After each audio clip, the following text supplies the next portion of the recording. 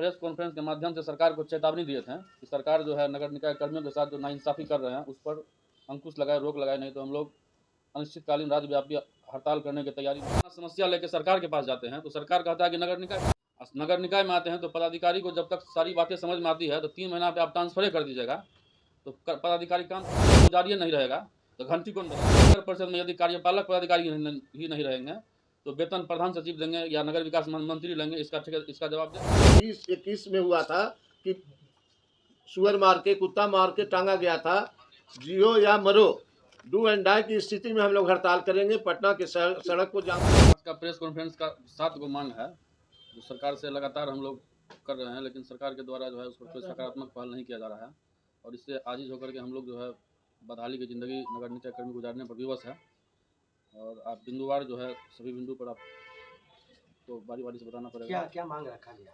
पहला मांग ये है कि अभी वर्तमान में सरकार के द्वारा एक बड़े पैमाने पर वित्तीय अनियमितता करके सरकार के माननीय उच्चतम न्यायालय नई दिल्ली के सामान्य प्रशासन विभाग के मुख्य सचिव बिहार सरकार पटना के आदेश का उल्लंघन करके 126 नगर निकाय के नगर कार्यपालक पदाधिकारियों का स्थानांतरण 3 महीना पर कर दिया गया है, जबकि सरकार का रूल है कि 3 साल पर स्थानांतरण होना चाहिए। और सुप्रीम कोर्ट ने एक आदेश जारी किया है जिसमें उन्होंने स्पष्ट रूप से कहा है कि विशेष परिस्थिति में 2 वर्ष पर भी स्थानांतरण किया जाए।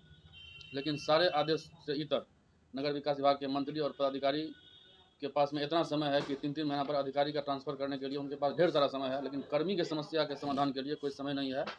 और हम लोग का पहला डिमांड यह है कि ये आदेश जो निकाला गया है, इस आदेश के खिलाफ हम हाईकोर्ट में रिट याचिका भी दाखिल किए हैं और इसमें पूरे बिहार राज्य के निर्वाचन आयोग, मुख्य सचिव, प्रधान सचिव, नगर विकास और सभी जिलाधिकारी को पक्षकार बनाया गया है।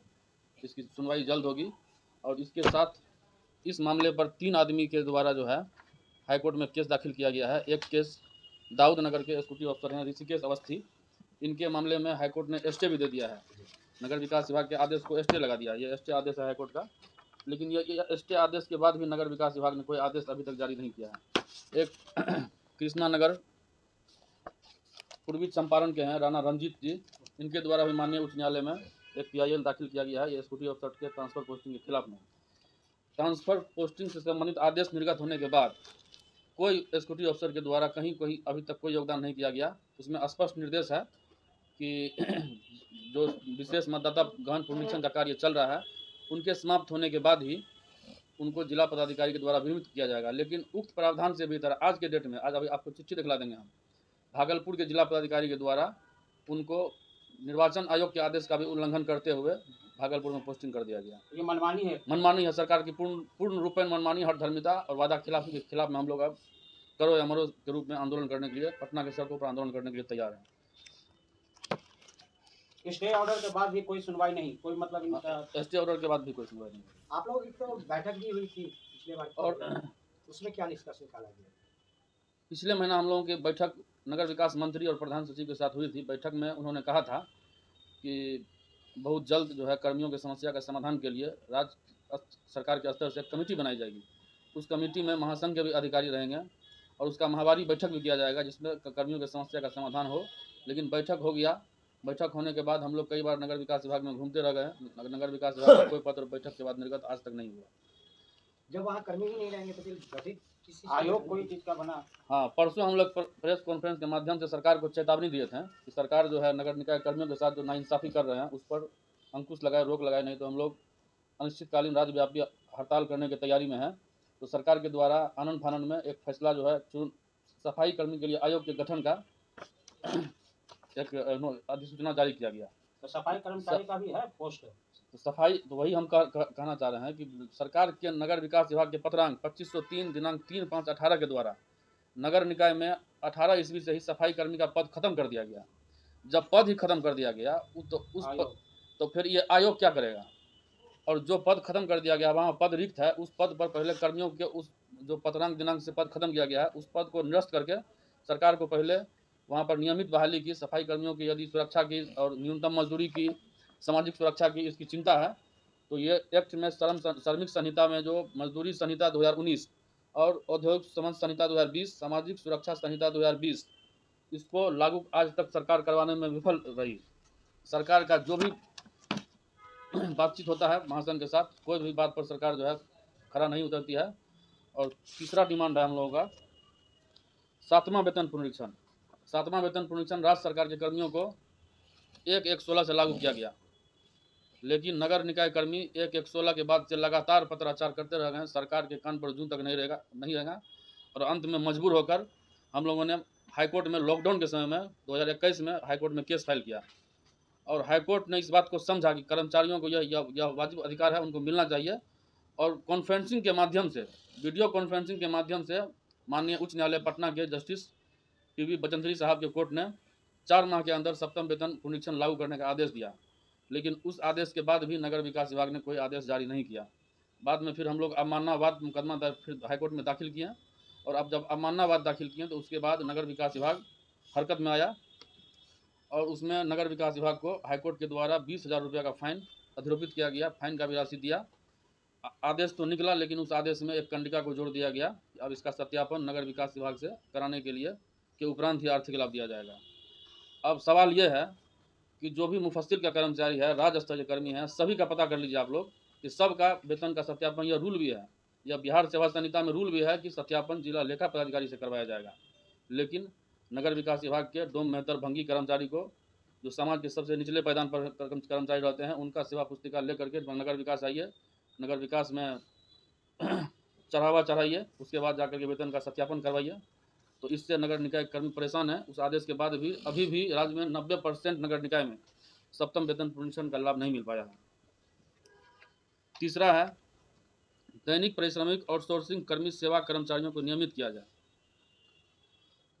1/8/85 से बढ़ा करके 11/12/90 किया गया था सरकार के संकल्प संख्या 5940 दिनांक 5/6/93 के द्वारा कि जो कर्मी 240 दिन काम कर लिया है उसको नियुक्ति में अधिमानता दी जाएगी। यहाँ कर्मी जो 10 वर्ष काम कर लिया है, जो 20 वर्ष काम कर लिया है, उसको आज तक सेवा नियमितीकरण के बिंदु पर सरकार ने कोई फैसला नहीं लिया है। एक कमेटी बनी थी 2012 में आंतरिक वेतन समिति का रिपोर्ट है, जिस पर वित्त विभाग के कमिश्नर भी उस समिति के मेंबर थे और उनका सबका संयुक्त हस्ताक्षरित प्रतिवेदन है, लेकिन उस प्रतिवेदन को भी लागू नहीं करवाया जा सका। हम लोग प्रेस कॉन्फ्रेंस के माध्यम से चाहते हैं कि सरकार जो नगर निकाय में जो दैनिक मजदूर हैं, जो संविदा कर्मी हैं, जो आउटसोर्सिंग कर्मी हैं, उनको नियमितीकरण का दर्जा दिया जाए, नियमितीकरण किया जाए। आपने एक मांग रखा है कि ठेकेदारी प्रथा को समाप्त किया जाए। वही आउटसोर्सिंग होगा। ठेकेदारी आउटसोर्सिंग जो नगर निकाय में चल रहा है, आउटसोर्सिंग में जो खत्म करने का बात इसीलिए हम लोग कर रहे हैं, जो सरकार आयोग का गठन का बात कर रहा है कि सरकार आयोग, सफाई कर्मी के लिए आयोग, सरकार यदि इतना शुभचिंतक है सफाई कर्मी के लिए, तो ये फिर ठेकेदारी प्रथा क्यों नहीं समाप्त करता है? सरकार सब कुछ को, नगर पालिका के अस्तित्व को समाप्त करके नगर पालिका को पंगु बनाने के लिए, समझे, नगर पालिका अधिनियम के सारे धाराओं को विलोपित कर दिया। नगर पालिका अधिनियम की धारा 36, धारा 37, धारा 38, धारा 39, बिहार नगर पालिका सशक्त अस्थायी समिति कार्य संचालन नियमावली 2010 की धारा 10 उपधारा क में यह प्रावधानित है कि सभी शक्तियां नगर पालिका के अस्थायी समिति और बोर्ड में निहित होगी। लेकिन उन सारे नियमावली और उसको संशोधन करके निरस्त कर दिया।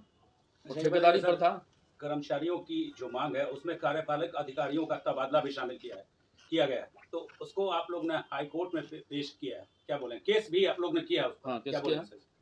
हाई कोर्ट में केस इसलिए किए हैं कि जब हम लोग अपना समस्या लेकर सरकार के पास जाते हैं तो सरकार कहता है कि नगर निकाय सक्षम है। नगर निकाय में आते हैं तो पदाधिकारी को जब तक सारी बातें समझ में आती है तो 3 महीना पे आप ट्रांसफर कर दीजिएगा, तो पदाधिकारी काम कैसे कर पाएंगे? जब मंदिर में पुजारी नहीं रहेगा तो घंटी कौन बजाएगा? इसी प्रकार नगर परिषद में यदि कार्यपालक पदाधिकारी ही नहीं रहेंगे तो वेतन प्रधान सचिव देंगे या नगर विकास मंत्री लेंगे? इसका जवाब दे नगर विकास मंत्री। कोई संतुष्टजनक अगर आपके पास जवाब नहीं आएगा तो आगे जो है Bihar local bodies employees federation क्या करेगा? अनिश्चितकाल हड़ताल पर जाएगी।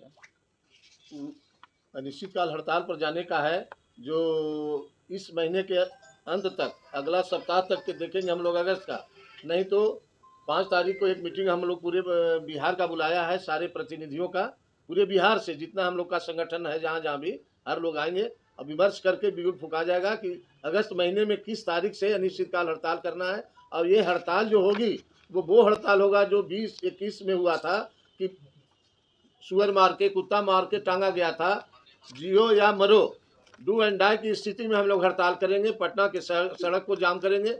चूँकि सारे 90% लोग भंगी मुक्ति लोग हैं, जो पेशाब पखाना जितना तरह का हैजा, कलरा, टीबी होता है, कैंसर होता है, सबका गंदगी को साफ करता है ये। और इसके साथ बदइंसाफी है, इसके लेकर के हम लोग कोई कसर नहीं छोड़ेंगे। 4 साल तो हम लोग अस्थिर रह गए। हम लोग का हड़ताल का अल्टीमेटम हर साल देते चले गए कि अनिश्चितकाल हड़ताल पर जाएंगे। आश्वासन हाईकोर्ट से, आश्वासन सरकार से वार्ता मिल जाती थी तो स्थगित कर देते थे। हम लोग अबकी में कोई स्थगित करने का प्रावधान नहीं, जब तक हम लोग को लागू नहीं हो जाएगा हम लोग अनिश्चितकाल हड़ताल पर जाएंगे और सरकार को 80,000 कर्मचारी मिल के कोशिश करेंगे कि प्रश्न करें, ऐसी सरकार को हटाने का कोशिश करेंगे। इसके खिलाफ में हम लोग जो 80,000 कर्मचारियों का परिवार होगा वो भी खिलाफ में वोट डालेगा और सरकार को हटाने का काम करेगा। शिवचंद शर्मा, अध्यक्ष बिहार प्रदेश लोकल बॉडी एम्प्लॉय फेडरेशन सह राष्ट्रीय सचिव। आप अपना परिचय देंगे। मोहम्मद असजद आलम उर्फ अप्पू, बिहार प्रदेश संगठन मंत्री, Bihar local bodies employees federation Patna.